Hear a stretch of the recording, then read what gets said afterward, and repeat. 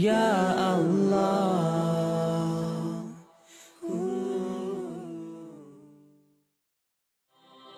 লাইফে আপনি কাউকে এভাবে ভালোবেসেছেন যে তার কথাই কম বেশি সবসময় চিন্তা করেন?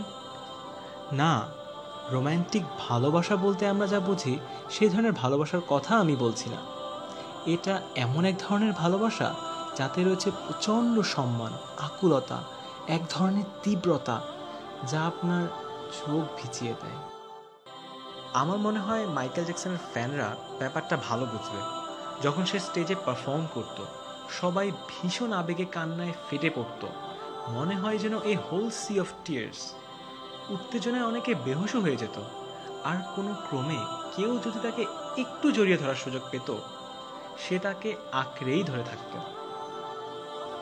ফুটবল ফ্যানরাও ব্যাপারটা ভালো বুঝবে। তার ফেভারিট প্লেয়ারকে একটু ছুঁয়ে দেয়া, জড়িয়ে ধরা যেন জীবনের সবচেয়ে দামি মুহূর্ত তাদের জন্য। কি স্ট্রেঞ্জ একটা লাভ, যার কারণে তারা অদ্ভুত সব কাজ করে বসে। তাদের জার্সি পরে, এমনকি তাদের মতো হেয়ার কাটও দেয়। কিন্তু এই সব এক্সাম্পলে কিছু একটা মিসিং।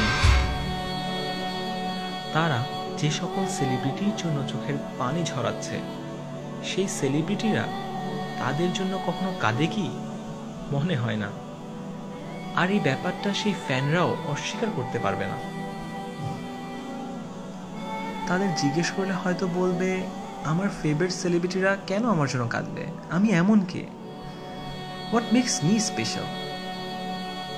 আর যদি বলি যে এমন একজন মানুষ ছিলেন যিনি সত্যি সত্যি আপনার জন্য কাঁদতেন, আর এই মানুষটি মর্যাদা, খ্যাতি বা সম্মানে যে কোনো সেলিব্রিটি অথবা পার্সোনালিটির থেকে অনেক অনেক উপরে, তিনি হলেন মুহাম্মদ সাল্লাল্লাহু আলাইহি ওয়াসাল্লাম। তিনি রাত জেগে নামাজ পড়তেন, তার পা ফুলে যেত নামাজ পড়তে পড়তে। আর নামাজের মাঝে কাদের জন্য দোয়া করতেন জানেন? আমাদের জন্য, যেন আমরা ভালো থাকি।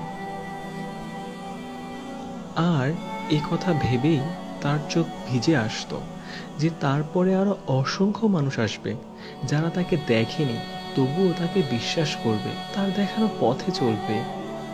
আর এই মানুষদেরকে তিনি নিজের ভাই বলে সম্বোধন করেছেন।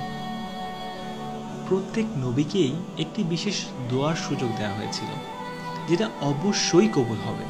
আর রাসূল সাল্লাল্লাহু আলাইহি ওয়াসাল্লাম সেই দোয়াটিও রেখে দিয়েছিলেন আমাদের জন্য। আপনার জন্মেরও 1000 বছর পূর্বে আপনার জন্য এই মানুষটি কাঁদতেন। কিন্তু আপনি কতটুকু মূল্যায়ন করছেন তার চোখের জলের?